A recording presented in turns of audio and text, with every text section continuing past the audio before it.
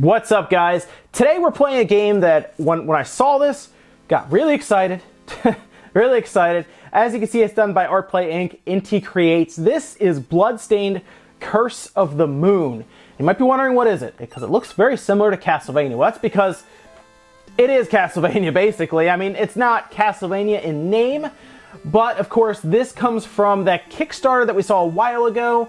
It was going to be kind of a spiritual successor to Castlevania after Konami has pretty much botched it since it was really good, obviously, on the DS and everything. And of course, people love the NES version of Castlevania. And this Bloodstained Curse of the Moon comes from the Bloodstained Ritual of the Night Kickstarter. In fact, if you kickstarted it at a certain tier, you can actually get a code and start playing pretty quick. What I'm going to do, though, is I'm going to run you through some of it. We're going to go through like the first level or so. And I'm going to show you guys how it plays and everything, since I'm on camera talking, I'm going to do casual. That way I don't have to worry too much about dying and talking at the same time. The game is basically old school Castlevania, and I really think this is going to be a game that a lot of people get behind because it's a great game so far. I'm really enjoying it. I also really like the old school Castlevania, so maybe I'm a little nostalgic with it, you know. But it's $10, so it's not even an expensive game. And like I said, if you backed the Bloodstained Kickstarter at a certain tier, you should just get this. It's showing up tomorrow on the eShop, or if you go on the Japanese eShop, you can get it right away. So you can get it now. And then it's also coming out, I'm pretty sure, on like all their systems too. It's going to be on Steam, PS4, Xbox One. It's basically going to everything, pretty much. And as you can see, what does it look like? Castlevania. And I've been having a great time with it so far today. The backgrounds are all animated like that and everything. So it is 8-bit style, but it does use some of the newer things that we've kind of grown accustomed to in gaming now. So let's continue playing through here. You have your sub-weapon at the top. And as you get further, you get other characters that you can change out to on the fly that have different abilities. Which you do with L and R. You'll actually see that when you get to the, I think, second or third level. I remember you get a girl, I think, to start out with alongside of your character here. As you can see, I'm using my sword. You have a whip, but you do have basically a weapon meter at the top there at a 40. You can see I have 19. It has the stair animations and everything. You can attack while you're on the stairs, though, so you don't have to worry too much about that. You can at least do that, which I remember was a big deal back with Castlevania. It was like, you can't attack when you're on the stairs. So we're kind of just working through. You do have a scoring system at the top, of course, so you have high scores and everything. And drop down here, take these guys out. And man, I gotta say, I was so happy to see this game when they announced it, because I think Konami has kind of dropped the ball. This is seriously just Castlevania done in 2018, and I really like it. Now I'm really looking forward to the Ritual of the Night. I have the page up over here because I was double checking it. Now I'm really looking forward to that, because like this is just done so well. It's going to be for people who like the old school Castlevanias. That's pretty much what it's for. But they're not trying to get other people in who maybe did not play those games. You know, they're not like promising anything crazy. I don't have the. Oh yeah, I can't slide. You could slide with the girl. I remember that. I think that's what that would be for. They're not promising anything crazy. They're pretty much just giving you that old school experience at a $10 price. So I'm pretty happy with what I'm getting here. Plays fine, obviously, on all systems. As you see, it's not like it's not pushing the system you're playing on like crazy or anything. The boss battle that I've played so far, because I haven't finished the game yet, but the boss battles that I've played are pretty cool, and they do, like, you know how Shovel Knight is technically like an 8-bit looking game, but they add in a lot of things that wouldn't be considered 8-bit. It's like that, which I think we'll get to the boss actually up here. So I'm just kind of using my whip as I go. Just get use out of it, I guess.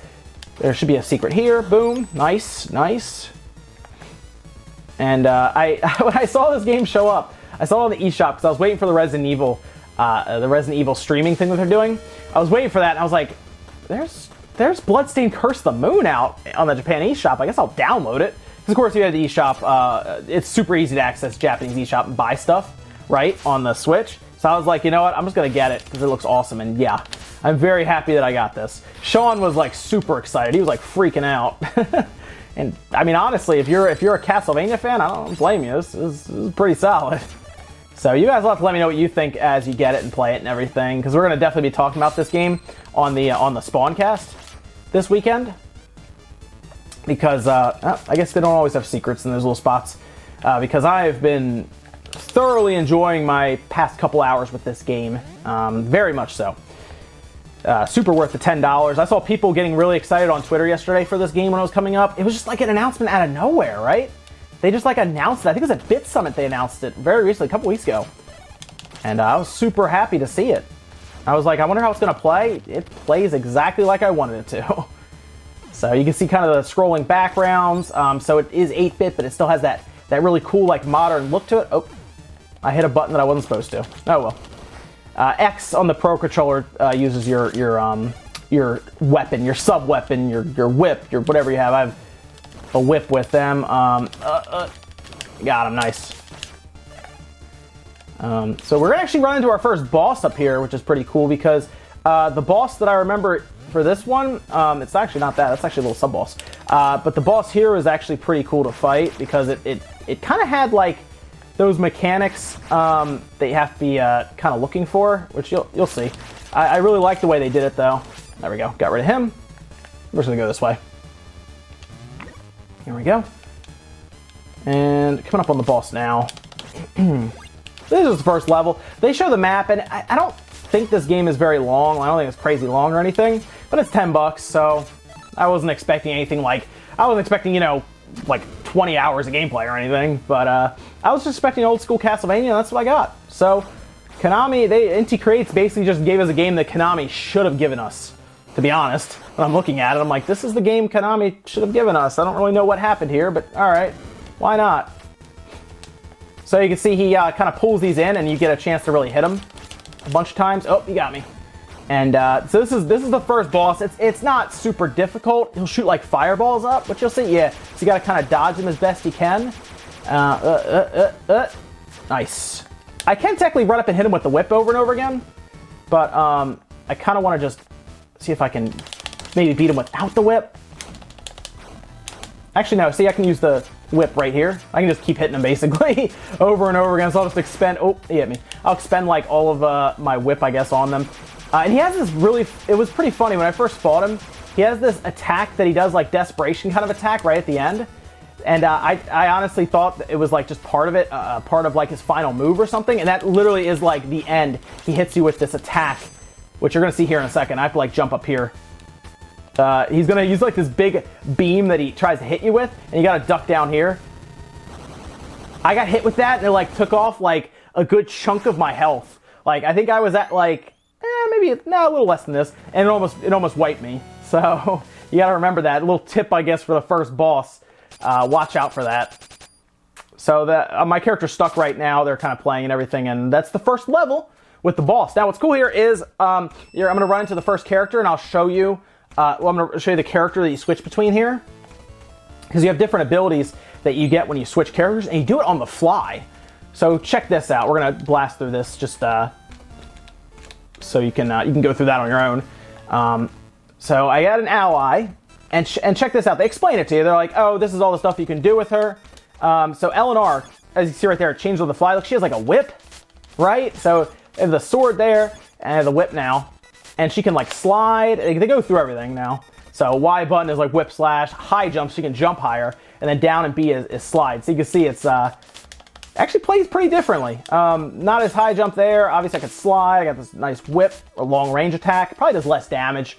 But man, this is something else. I really like this blast from the past. And it came out of nowhere. So you can kind of see the map. Obviously it's not like a huge map or anything. But I'm still playing through the game. I'm really liking it. I just wanted to give you guys a heads up on it, because I think this game should get more attention just in case it kind of falls by the wayside. And some of you are probably wondering how it plays and what it looks like and everything. I'm playing this on my 4K monitor here, and it looks fine. It looks good. Like, it's a good-looking game. It is 8-bit. It's not meant to blow the doors off of anyone when it comes to like visual style or anything, but it's what I want. You know, if I want that Castlevania game, this is it right here. So I'm really happy. Make sure you guys check this out. Bloodstained Curse of the Moon. It's out tomorrow, I believe, the 24th. $9.99. It's pretty much out on everything. Steam, Switch, Xbox One, PS4, I believe. And if you're a backer of the Bloodstained Ritual of the Night, you can actually go, I think if you backed it at like a higher than like $30 tier or something, you should get the code. Otherwise, $10, right? It's Castlevania. If you like Castlevania, you're gonna like this game. And make sure you guys like the video if you enjoyed this look at basically the new Castlevania game. Dislike it if not. Make sure you guys get subscribed for all technology, gaming, and gameplay and news and everything. It's a lot of fun. I'm really happy that this game is out. This is really cool. So thanks guys for watching, and I'll see you next time.